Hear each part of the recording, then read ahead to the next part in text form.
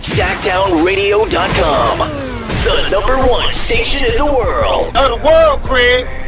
Shit, not just the city, the world.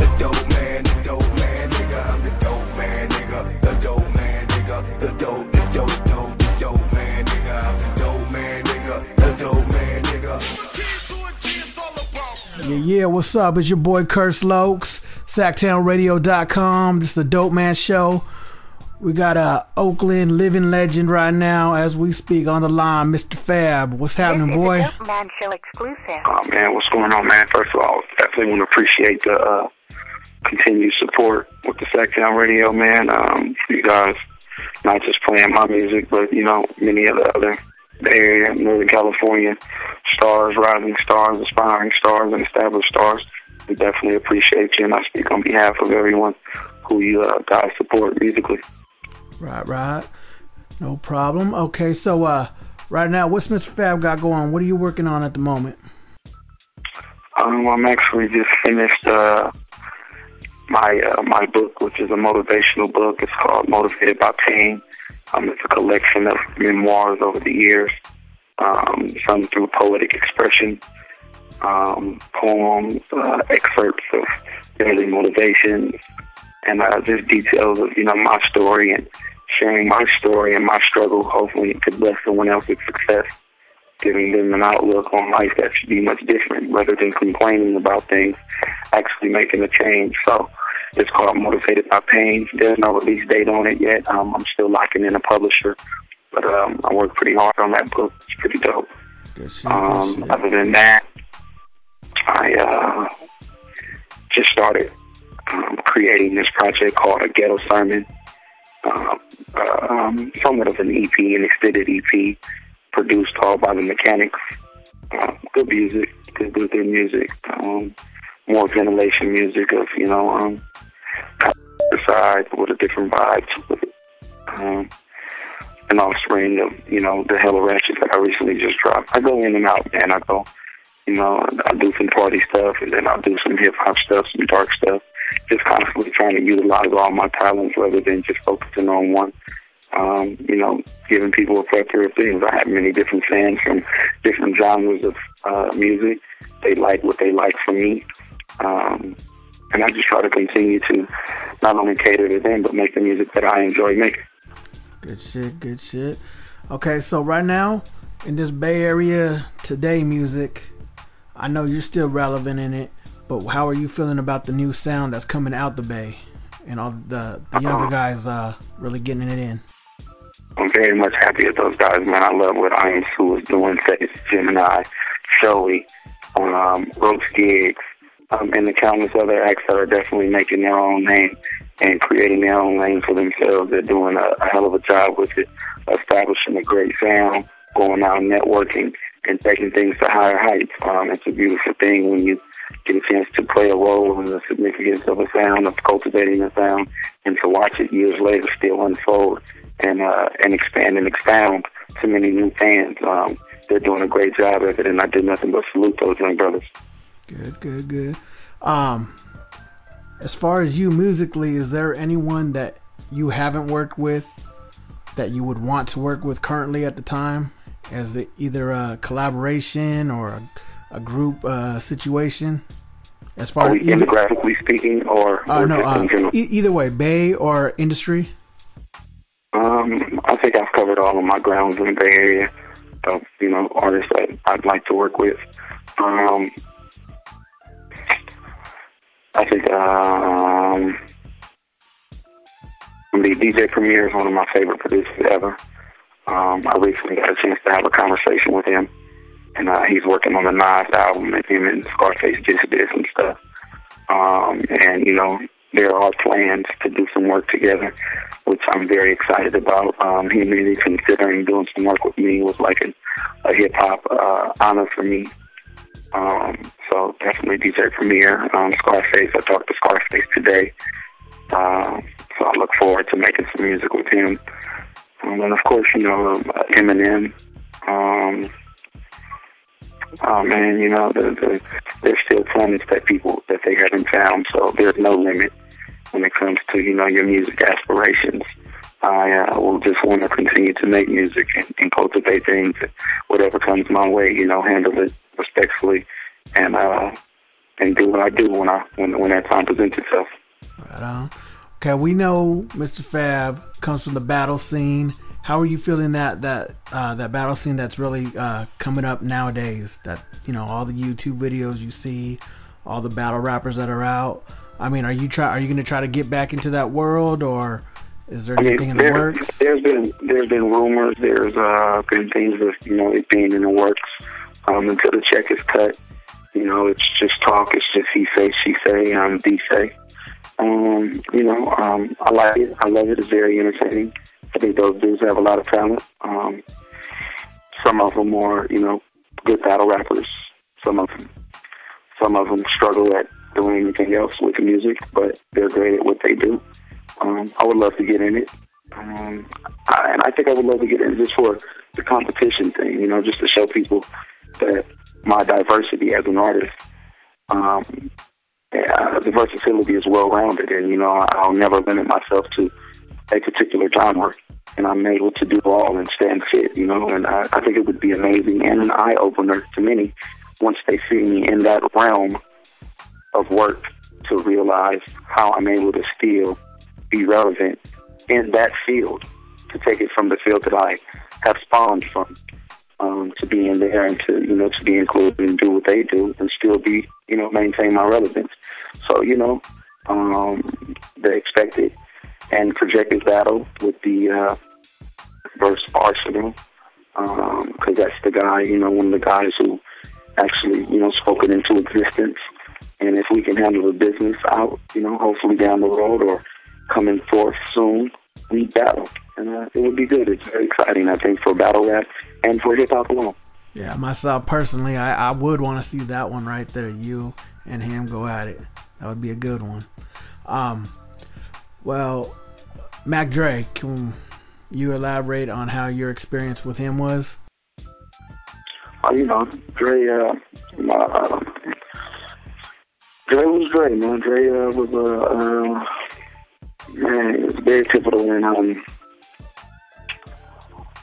the star power aspect of things. And what I mean by that is, you had rappers, you had artists, you had celebrities, you have stars, you have people who can rap, and then you have real rap stars. And he brought back the motto image of a real rap star. And what I mean by that is the Bay Area hadn't seen a real rap star since MC Hammer. And the magnitude of Mac Dre's impact wasn't as huge as Hammer's, of course not. But the personal thing of what I'm saying and the appearance and the dynamics of which he presented was a rap star. The jury, the cars, the clothes, the ensemble, the entourage, the songs, and he made sure that he implemented that ideology in all of those in his council. That if we're going to do it, we have to be rap stars. We have to have the look. We have to pull up in the nice Benzes and the cars. We got to get out with the latest and greatest. And he just taught, you know, many people how to be a rap star, man, how to be a star. It's one thing to be a good rapper, but it's another thing to have a marketing image. And that's one thing that he taught us, man. Right on, right on. Let's talk about the community situations. We all know Mr. Fab is deep in this community, helping out, giving back. What do you got going on right now? November 26th, we have our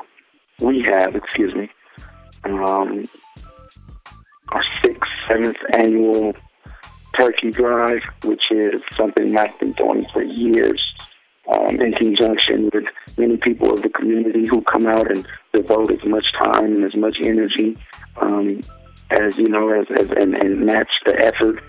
we all try to match each other's effort to put on a great event. The event is basically we pass out turkeys to underprivileged people in the community, people who are in the dire need of it most, as well as we have a public feeding. The public feeding is we feed thousands, man. We feed hundreds, you know what I'm saying? Cooked turkeys, macaroni and cheese, everything, cook just public feedings, man, just a Thanksgiving feast 2 days before Thanksgiving. And we also this year are collecting clothes, shoes, whatever else for the victims of Mother Nature's wrath in the Philippines. And we're going to send off clothes to our brothers and sisters in the Philippines who are, rebalancing and reshaping and trying to reconstruct what was destructed over the past couple weeks over there, man. So it's always, I feel, our duty and an obligation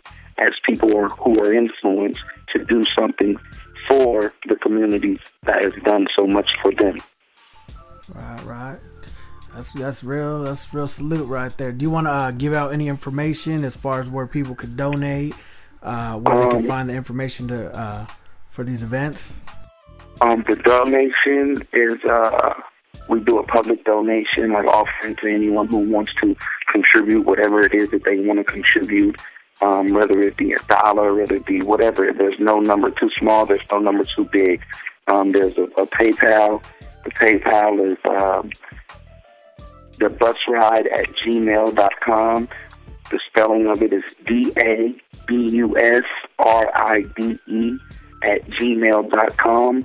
Once again, that's the PayPal for any donations for anyone who wants to contribute towards this event and future events that we have in the community. And there's a contact number, which is 510-228-8419. The contact, her name is Teresa Anderson. She's a city council member. She actually is my sister. And we put these events together yearly throughout the year. The organization and development of social change starts within, and it's something that I stand very firm on, and I'm very passionate about it.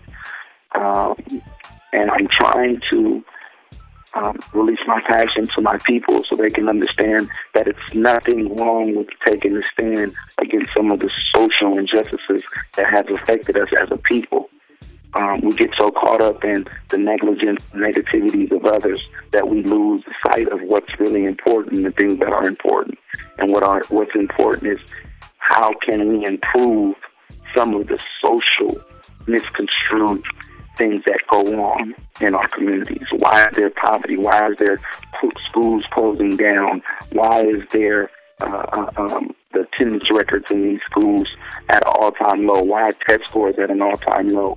Why can a kid tell you who this person is, but not who that person is? And we need to become more involved, hands-on, especially the artists, because we can promote how many cars and Benzes and diamonds and drugs and stuff that we use at a rampant pace.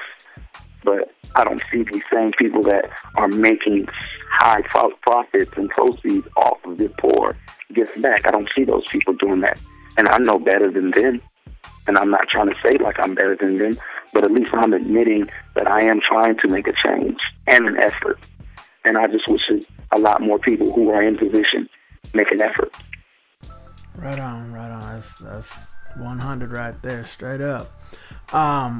Speaking on situations, just to touch real quick, I just want to know your thoughts on like a lot of this inner Bay beefs and going on currently, and your thoughts on them. Where should it end and stop and all that? I don't know. I just sometimes you have to just take responsibility for what you're doing, and I'm only responsible for what I'm doing. I can't be responsible for what another man feels about me, what another man says about me. The mishandling of responsibility leads to the demise of public stature. And once something has been destroyed, the rebuilding of those things is what leads the rambling and the rambunctiousness of the ignorance continues to flow, because at that time a person will do anything to build back up. Like I was listening to Drake say something. He was like, people go to earth ends with some of the things that they might say with the sole purpose of just getting a response. Certain people will say and do anything just to get a response. And once you go to that level, then that's when, you know, that's to me, that's when it's over. Like, you know, you're desperate now. And at that part of despair, you become dangerous. And I'm not putting myself or anyone in my counsel in danger's way. So I exclude myself from any of that ignorance. So I wish that we take more responsibility with the things that we involve ourselves in, and be more conscious of the level of influence that we have. Because when we are pumping something, not only do we pump up fans or pump up ourselves, but we pump up minds who don't have the intelligence to decipher the real from the fake, the entertainment from the reality. Therefore, when they choose sides, they're doing these things unconsciously knowing that this is just entertainment. And they'll go do something for their favorite rapper and hurt someone. Or they'll risk their lives, their justice, and their livelihood for the sole sake of entertainment from one another's purpose. It's just like they say, yeah, you, like what Eminem used to say, I never knew I hit him to slit his wrist. I never knew I. Like, you know what I'm saying? There are certain people who listen to this music who can't decipher the real from the fake. And if you promoting something fake, in their eyes, they can't tell that. Remember when we were kids and we loved wrestling so much that on the playground yard, we'd put somebody in the Boston Crab, or we'd do the Hulk Hogan leg drop. Yeah. And you'll hurt somebody, but we didn't know we was kids. We thought it was real. Yeah. You know what I'm saying? You remember when you tried the sharpshooter for the first time, or the scorpion deadlock? Yeah. You know, the scorpion deathlock. You like, man, I'm finna put. You didn't know that was just entertainment. Yeah. It looked, you know what I'm saying? It looked real. and we did it, and we hurt somebody. And that's what rap has come to, man. And it's unfortunate. And it's no disrespect to the art. But what it is that there are certain artists that have to be more responsible and conscious of the message that they convey to the people. Right. I agree. Well, with that said, we're about to close it out right here. But in closing, I definitely want to tell people, man, keep an eye out for the top of the year. I think arguably one of the greatest albums to ever come from Northern California. I'm going to release The Son of a Pimp 2. I've been working on it for 4 or 5 years. It's a great journey. It's the definition of mastery when it comes to painting. I've painted a beautiful, marvelous picture with the help of many friends of mine in the industry. You asked the question earlier, who do I want to work with? I think that with an exemption of Eminem and let's say Jay-Z or something, and Raphael Sadiq, I have everybody on the album. You know, I have Keisha Cole, I have Kendrick Lamar, Lupe Fiasco, 2 Chainz, Bun B, Snoop Dogg, Raekwon, Wiz Khalifa. And it's a dope album, man. And I'm not just trying to sell it by selling the features, because the features aren't out of sync. They actually make sense to the story that I'm painting. And Son of a Pimp 2, man, it's my best work ever. And I hope you guys look forward to it and are looking forward to it. And stay focused, man. As you can tell through my interviews and through everything that I've done, I'm growing, man. and in my growth. I want people to grow with me. I want to give salutes and respect to those who have grown with me, and continue to just grow, man. It's only so long you can stay on some simple-minded things.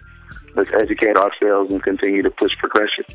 Right on, right on. Respect, respect. Okay, before we get out of here, can you let the people know where they can find you at? Instagram, Twitters, Facebooks? The Twitter is real. At Mr. Fab, MISTAH F.A.B. My Facebook is F.A.B Davis Jr. And my Instagram is F.A.B Davis Jr. #1.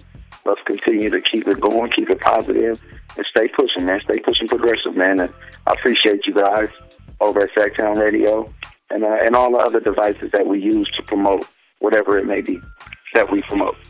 All right. All right, that's 100, bruh. The Dope Man Show Thank you with so much. Mr. Fab right here. We out.